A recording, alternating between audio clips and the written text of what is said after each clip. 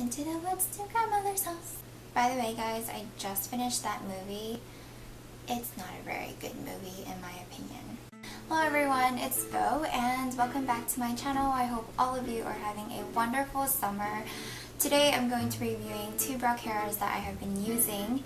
As you can tell, I dye my hair a lighter brown color, and in my personal opinion, my black eyebrows just don't look very good with brown hair. Some people can pull it off. I don't think I'm one of those people.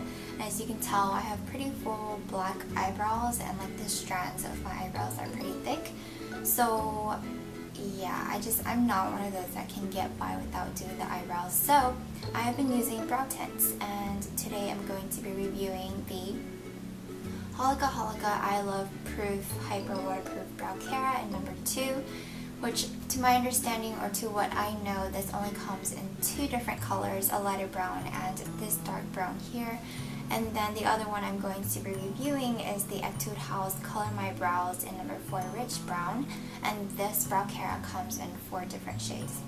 I bought both of these off of beautynetkorea.com. If you have not heard of beautynetkorea.com and you're interested in Korean products or trying out these two products, I would advise you to check them out. They ship directly from Korea, and they are free shipping on everything, and they are more or less pretty affordable. I bought this for $6 something, and I bought this for $5 something. Honestly, I'm going to say if you come across these and they are more than $7, walk away and look at another store, because in my opinion, these two are really good products, but they are not worth any more than $7. What I'm going to be doing is swatching each one of these on my eyebrows and just kind of talk about them while I'm swatching them, and then just show you the comparison in color. So yeah, let's go ahead and get started. The first one I'm going to be talking about is the Etude House Color My Brows in the shade of 4 Rich Brown. In my opinion, this is actually more of an ashy brown than it is a rich brown, but that's okay because it still matches my hair color. It comes in a wand like this, and what I do is I actually start at the end of my eyebrows. Like I said before, I have pretty full eyebrows and the strands are kind of thick. So what I do is I just start at the end and work my way inwards towards the hair, or against the hair. And this way it just covers all of the hairs underneath as well, because I think brown tips and dark hair underneath is just kind of weird. The beginning of my eyebrows are kind of sparse, so I gently touch my skin underneath so that it has a little bit of color to it. And then after I am done tinting them, I use the wand to just brush my eyebrows into place.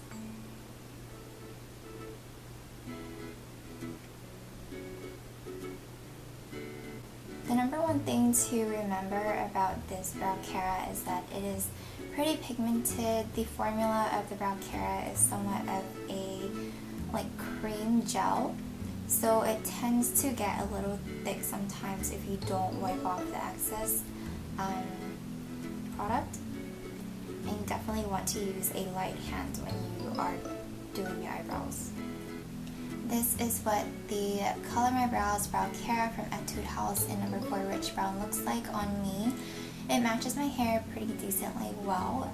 My eyebrows are, like I said, pretty thick and pretty full, so the black from my eyebrows mixed in with the brow tint just gives like a really nice darker brown color.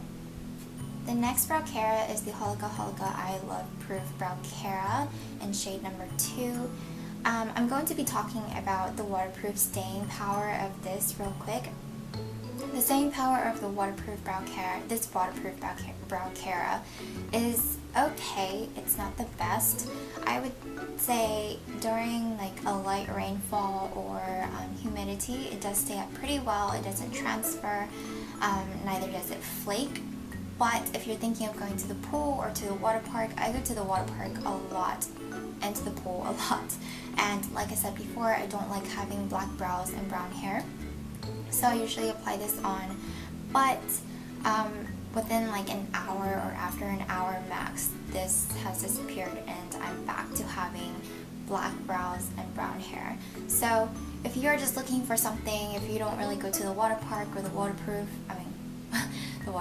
the water park or the pool, and you are just kind of looking for something that's going to last throughout the workday, through humidity and maybe a little bit of rain, this Browcara does a pretty decent job.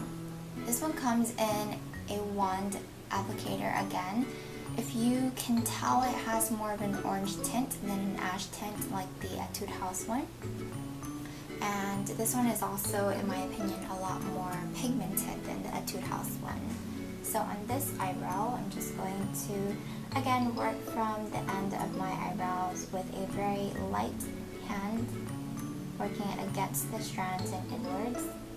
I don't know if you can tell or remember the application of the Etude House one. This one is just so much more pigmented and it just covers a lot more. And here are the two side by side. This one is the Etude House one, this one is the Holika Holika one. You guys can tell it is a lot more pigmented and darker. I don't know if you can tell on camera, but this one has more of an ashy tone. And it's not as, like, the color just isn't as popping, while this one pops out a lot more, and it's also more orangey tone. It actually matches my hair a lot more now that my roots are growing out. It also matches my roots, which is really gross. And let me just swatch on my hand for you guys, like, the difference in them as well. So this one is the Etude House one, and then the Holika Holika one.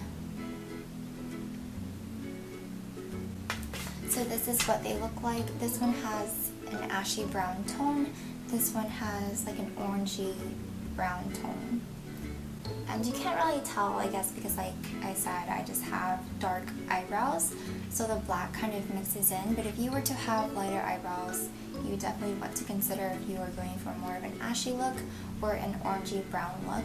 As far as choosing between the two, I would say if you were wanting a nice Browcara that's going to last you throughout the day and is easier to apply, I would go with the Holika Holika one, just because of the formula itself. Like I said, it's super pigmented and it's easier, quicker to apply because of the pigmentation. It's also waterproof to an extent. As far as staying power on these two products, the Holika Holika one advertises as waterproof. The Etude House one does not advertise as waterproof, but they last about the same. I would say this one is pretty much kind of water resistant / waterproof as well, and they both wear off with like after an hour in the pool or so. So just to show you guys, I am going to put some water onto this. I'm going to put some water on this napkin and just show you guys from the swatch on my hand. So even from scrubbing, they both stay pretty well. So that concludes this swatch and review for these two products. If you have any questions at all, leave them in the comment section below and I will get back to you as soon as I can. And I hope you guys continue to have a wonderful summer.